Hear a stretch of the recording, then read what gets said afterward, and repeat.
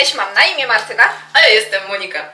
Dzisiaj opowiemy Wam o tym, jak zacząć koreańską pielęgnację w 2024 roku. Przygotowałyśmy 10 punktów.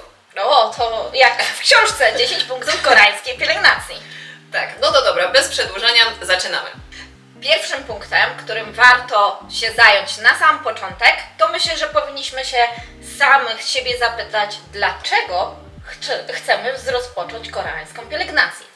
Dokładnie, teraz koreańska pielęgnacja, wiecie, jest na topie. Bardzo dużo osób mówi, o, te Koreanki mają tak idealną skórę, wiecie, glass skin, błysk, Zero pryszczy. zero pryszczy, niewidoczne pory, ale czy tak jest naprawdę?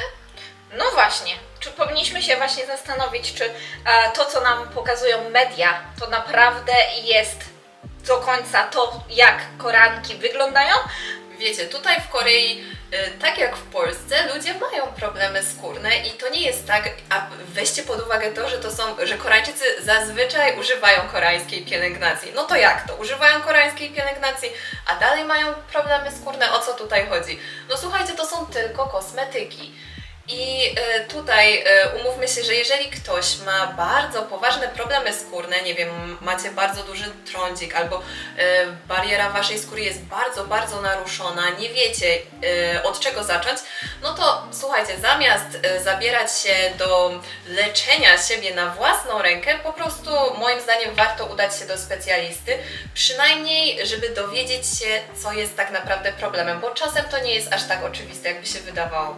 Musimy też wiedzieć o tym, że koreańska pielęgnacja nie zdziała cudów.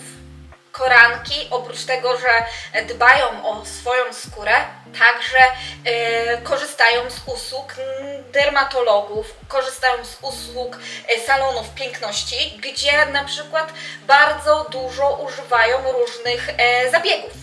Dokładnie, tutaj ceny różnorakich zabiegów są dużo bardziej przystępne dla przeciętnej osoby niż na przykład w Polsce. Więc dość często widzimy osoby, które po prostu korzystają z różnorakich peelingów i innych zabiegów. W wielu przypadkach koreańska pielęgnacja ma wspomóc to, jak się odżywiamy, jak dbamy o naszą skórę, nie tylko od zewnątrz, ale także od wewnątrz. Dlatego ona nie ma zdziałać cudów, ale ma nas bardzo wspomóc w tym, aby dążyć do jak najlepszej cery. Okej, to teraz drugi punkt na naszej liście. Wprowadzaj produkty stopniowo. Tak, myślę, że to także bardzo ważny punkt na naszej liście, dlatego że nie powinniśmy wpadać w wir zakupów. Wiem, że niektóre kosmetyki mogą nas aż tak kusić bardzo, a w dobie internetu, TikToka, różnych mediów to jest naprawdę ciężki orzech do zgryzienia i żeby się powstrzymać, to nie jest to nie lada wyczyn, moim zdaniem. Dokładnie. I tutaj słuchajcie, są takie dwa punkty moim zdaniem. Po pierwsze, no finanse. Jeżeli nagle kupicie całą masę produktów, nie wiecie, czy one się Wam sprawdzą, no to umówmy się, że to Was dużo wyniesie. Po drugie, jeżeli zaczniecie używać nagle tych wszystkich produktów naraz i nagle Was wysypie, to czy Wy wiecie od Który czego? produkt? Nie, właśnie. Dokładnie. I co teraz? No to teraz trzeba odstawić wszystkie i zaczynać od nowa. Więc co w takiej sytuacji zrobić? Jak się do tego zabrać? Najlepiej zacząć od wymiany produktów stopniowo. Zacznijmy od jednego produktu, przetestujmy go przynajmniej przez tydzień do miesiąca na przykład i potem dopiero wprowadzajmy nowy. Bo na przykład myśmy miały sytuację, że nas wysypało po 2 tygodniach. po 2 tygodniach. Dopiero. Na samym początku było fantastycznie, więc musicie przeznaczyć na to trochę czasu i to, co też jest istotne, jeżeli zaczniecie tą pielęgnację i nie wiem, kupicie sobie krem i wydaje Wam się, że no nie ma jakichś super wow efektów po tygodniu, poczekajcie. Dajcie temu produktowi trochę czasu, poczekajcie przynajmniej miesiąc i wtedy zobaczycie, jak on na Was działa. I też właśnie chodzi o to, żebyście nie wymieniali wszystkich produktów ze swojej pielęgnacji, bo Wasze produkty też z jakiegoś powodu je nadal macie, czyli dobrze na Was działają, więc jeżeli będziecie szukali coś nowego, to lepiej szukać właśnie w tych produktów, które mają takie sobie działanie i je wymieniać, a zostawcie te produkty, które dla Was działają, nawet jeżeli nie należą do koreańskiej pielęgnacji. Dokładnie. Moim zdaniem nie ma co na siłę dążyć do tego, żeby wszystkie produkty w Waszej pielęgnacji były koreańskie. Tak. Nie, bo ja już jak myślę i... Myślę i się namyślę. Trzeci punkt.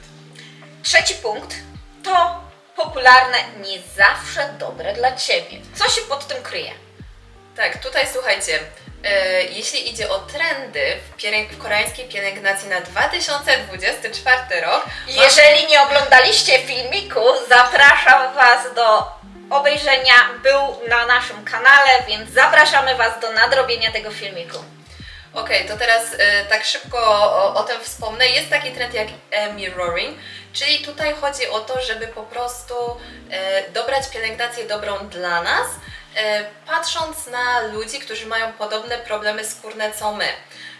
I nie będę się nad tym za bardzo teraz rozwodzić, więc jeszcze raz obejrzyjcie filmik, ale chodzi tutaj o to, że trzeba dobierać produkty do swojej skóry z głową. I to, że słuchajcie, jak widzicie jakiś filmik na TikToku, dziewczyna wklepuje sobie, wklepuje, te produkty super zadziałały, ale tak, czy Wy wiecie, jaki ona ma typ skóry? No mało Jakie kto ma właśnie problemy? informuje o tym, albo jeżeli już poinformował, to w bardzo starych filmach i do tych już nie wracamy najczęściej. Dokładnie, i czasem widzicie taki wiralowy filmik i nie wiecie właściwie z czym ta osoba się mierzy. Może ta osoba już miała wcześniej w miarę dobrą skórę, więc te efekty u Was mogą wyglądać zupełnie inaczej, nawet jeżeli będziecie używać tych samych produktów. Też w wielu filmikach ludzie nie informują o tym, jak długo korzystają z takiego produktu. Dokładnie. A jak my już się przekonałyśmy o tym, że czasami ten produkt może pokazać swoje działanie po 2 tygodniach. Dokładnie, plus wiecie, jeżeli ktoś na przykład zaczął pielęgnację taką bardziej przemyślaną, nie wiem, rok temu, to ta skóra to jest wynik wielu produktów, wielu rzeczy, których używa od roku, więc ciężko na przykład powiedzieć, że ten jeden produkt, nie wiem, zdziała cuda. Ja w coś takiego nie wierzę. Ja chyba też. I do tego przejdźmy do kolejnego punktu. Okej, to teraz czwarty punkt. Przede wszystkim zadbaj o barierę hydrolipidową swojej skóry. Ja na przykład od dłuższego czasu borykam się z zaburzoną barierą hydrolipidową i właśnie powinnam się skupić bardziej na tym, żeby nawilżyć moją skórę, a przez to, że byłam pochłonięta kosmetykami, testowałam wiele różnych na mojej skórze i niestety to nie zadziałało na mnie dobrze, a tylko jeszcze pogorszało mój stan. Tak, i teraz co robisz?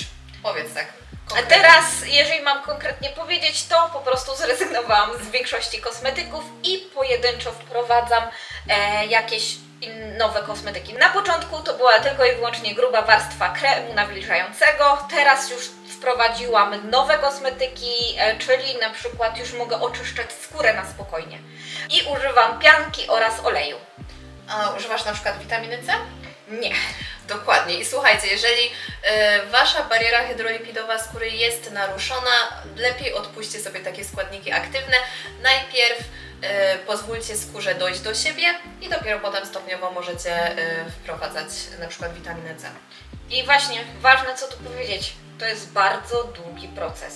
Ja się z tym borykam bardzo długi czas i niestety nawet już było lepiej, to stwierdziłam, dodam tą witaminę C, już mogę, pewnie, nie ma problemu, no i wróciłam i to jeszcze z zdwojoną siłą zaczęło mnie wysypywać, więc naprawdę lepiej przedłużyć czas takiego ukojenia naszej skóry, niż później borykać się jeszcze z większymi skutkami. To teraz przejdźmy do 5. punktu, a mówi on o tym, od czego zacząć naszą koreańską pielęgnację, czyli jakie kosmetyki i jak powinniśmy je stosować. Okej, to co jest taką podstawą? Tak naprawdę należy zacząć od oczyszczania skóry, nawilżania i Kremu przeciwsłonecznego. Dokładnie! W koreańskiej pielęgnacji ochrona przeciwsłoneczna jest naprawdę istotna. W Korei bardzo skupiamy się na kremach przeciwsłonecznych, które mają bardzo duże stężenia, jeżeli chodzi o ochronę przeciwsłoneczną. Wiemy o tym, że Koreanki dbają o to, żeby nie mieć ciemnej skóry i także dlatego, że w Korei słońce jednak ma mocniejsze natężenie. Krem przeciwsłoneczny też wpisuje się w trend slow aging, jest właściwie jego najistotniejszym elementem, bo Promienie słoneczne źle działają na starzejącą się skórę. I teraz przejdźmy do 6. punktu, który troszkę łączy się z naszym 5. punktem, a chodzi tutaj o krem przeciwsłoneczny, który nie do końca zmywa się z naszej skóry. Tak, czyli dwuetapowe oczyszczanie twarzy. Jak to się robi? Jak to się robi? Potrzebujemy oleju, więc najpierw na suchą skórę nanosimy olej, zmywamy go i potem używamy pianki. Dzięki temu jesteśmy w stanie oczyścić skórę bardziej skutecznie. 7. punkt to zwracaj uwagę na skład produktu. Wiąże to się pewnie z tym, że coraz więcej produktów w koreańskiej pielęgnacji ma składniki aktywne. Dokładnie i na przykład Koreańczycy uwielbiają dodawać niacinamid do wielu produktów. Tylko to nie jest czasem aż tak oczywiste, więc trzeba się wczytać w ten skład. I co tutaj może być problemem, to to, że na przykład możecie skończyć z niacinamidem w absolutnie każdym etapie swojej pielęgnacji. To może nie do końca dobrze działać na naszą skórę. Tak, i to może nie na skórę każdej osoby. Ja na przykład słyszałam o osobach, które mają alergię na niacinamid.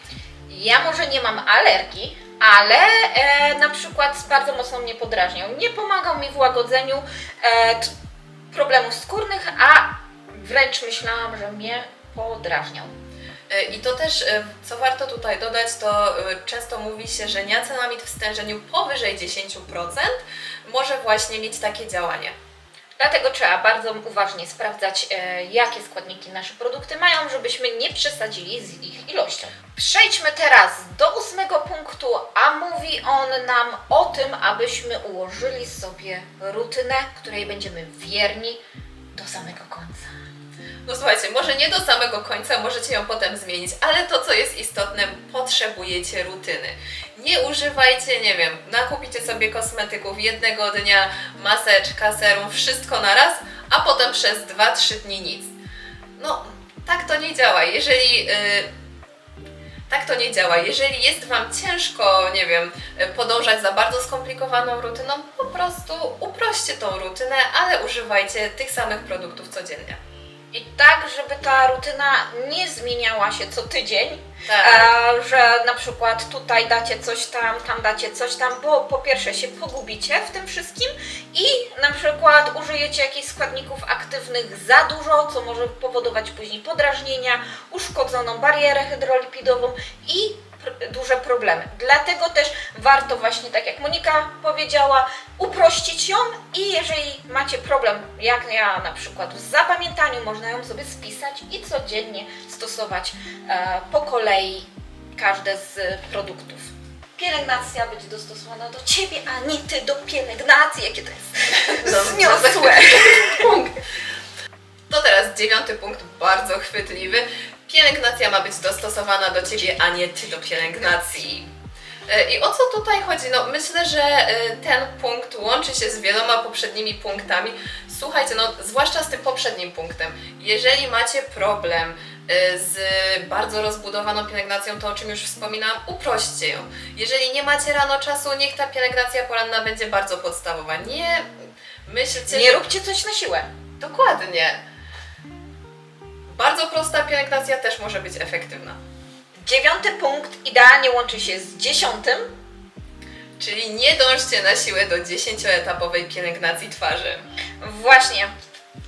Myślę, że w koreańskiej pielęgnacji bardzo mocno narósł taki mit tego, że niby Koreanki 10 kroków codziennie, pięknie jak jedna, Tak. nakładają sobie różne kosmetyki. To jest największy mit koreańskiej pielęgnacji moim zdaniem. A Ty, Martyna, wiesz, ile Koreanki używają przeciętnie produktów? Nie, ale pewnie się dowiem. Jest taki raport z Open Survey na temat trendów w beauty z 2024 roku i w tym raporcie możemy wyczytać, że przeciętna Koreanka używa 6 produktów w swojej rutynie. Czyli nie ma tak zwanych 10 kroków, tylko mamy właśnie 6 kroków i pewnie nie jest to tak, że każda Koreanka tak używa. To jest, wiecie, jak jest raport, no to po prostu najwięcej odpowiadających wybrało tą opcję. Były też takie osoby, sporo osób wybrało też, że używa 1 do 2 produktów. I właśnie tym punktem, aby bardzo mocno go zaznaczyć, chcieliśmy zakończyć naszą 10-etapową pielęgnację w 2024. Tak, to teraz już się z Wami żegnamy, zapraszamy do komentowania. Subskrypcji kanału, polajkowania filmu i widzimy się kolejnym razem. Pa, pa! Pa, pa!